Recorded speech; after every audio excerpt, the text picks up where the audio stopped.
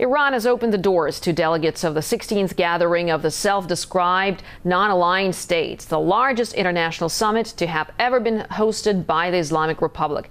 50 leaders from the countries which don't consider themselves connected to any power bloc are expected to convene in Tehran within the week. Well, nuclear weapons, non-proliferation, and the conflict in Syria will be among the issues topping the agenda. UN Secretary General Ban Ki-moon has decided to attend despite pressure from Washington and its allies, which have been accused of trying to play down the importance of the summit. Well, we can now discuss what it means for international politics, with Asia Times correspondent Pepe Escobar, who joins us live from Hong Kong. Mr. Escobar, thanks very much for being with us here this morning. Now, we know that almost 2/3 of UN member states are to take part. The organization's head, of course, will be there. So what does that actually mean? Is this a failure for Western diplomacy, in your opinion, and its attempts to isolate Iran? Look, just look at the map. It's very simple. Who is in Tehran at the moment? I would say it's the real international community. Who's over there? Central America, the whole of Central America, including Cuba. Most of South America. Virtually the whole of Africa. The Middle East, Iraq and Afghanistan. India and Pakistan, Southeast Asia, the whole of Southeast Asia. And we have as observers Mexico, Brazil and Argentina from Mercosur in South America, and China. What does that tell you? That this is the real international community trying to find solutions to pressing problems such as the Iranian nuclear dossier and the war in Syria. And the coverage, I have to talk about journalism here as a journalist. The coverage in American mainstream media ranges from the pathetic to the absurd.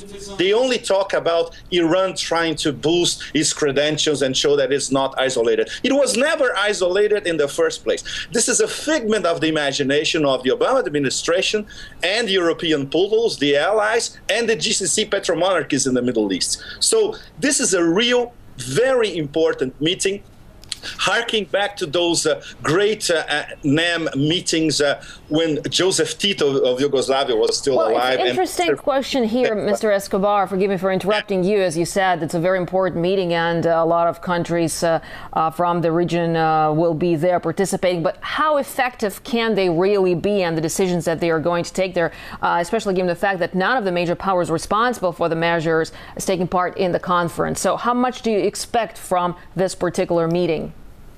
Well, I expect something very important, I wouldn't say a Syria breakthrough, but very importantly, before the meeting, the Saudis, the Turks, and the Qataris, they wanted a condemnation of the Syrian government. Egypt, which, by the way, President Morsi is the first Egyptian leader to visit Tehran in 32 years. He's there himself, in person, not an emissary. This in itself is a major geopolitical breakthrough. It proves that Sunni Egypt and Shiite Iran now are talking at the highest levels. So, coming back to the preparation of the summit, the Saudis, the Turks, and the Qataris wanted a confrontational approach. Egypt proposed, no, we have a contact group with us, Egypt, plus Saudis, Qataris, and Iranians, and we're going to talk about a possible solution for Syria. This is what it's all. This is how diplomacy works at the highest levels. You have to find a solution involving the main partners in the region, and a solution that will save face for everybody. Well, absolutely. Speaking of solutions, Tehran says it has a comprehensive peace plan for the conflict in Syria, which will be presented during the summit. So how effective will that be, and will the international community welcome this effort, in your opinion? Well, the international community, the real one, which is present in Tehran, they may. The problem is the people who think that they are the international community. This means Washington, London, and Paris, and Riyadh as well, which, by the way, is represented by the Saudi deputy foreign minister in Tehran. The problem is the local partners, they can arrive at a solution. The problem is the main people who are interfering, which are basically the GCC petromonarchies, even if they are in NAM and Washington, they don't want a rational solution. They want regime change. And so, this goes way beyond NAM. You can have 25 summits all over the world, and you never find a solution for this contradiction. How you going to spread democracy in the Middle East when you are calling for humanitarian bombing or regime change based on a bunch of guerrillas in a sovereign nation? All right. Well, Mr. Escobar, finally, before we'll let you go, here's a question about Tehran's nuclear program. So, in your opinion, how will the summit affect the talks on it? Well, not much. Let's be rational here. This is being discussed by the B5+1. The 5 permanent members of the Security Council plus Germany.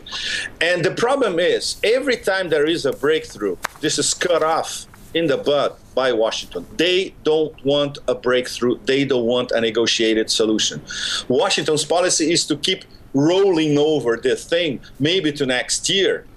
And depending what we have next year, if we have an Obama too, maybe Obama, because he doesn't have to run again for a third time. He will go for a Nixonian moment, go to Tehran or go to somewhere else and try to broker a deal. If we have Mitt Romney as president, we all know what's going to happen.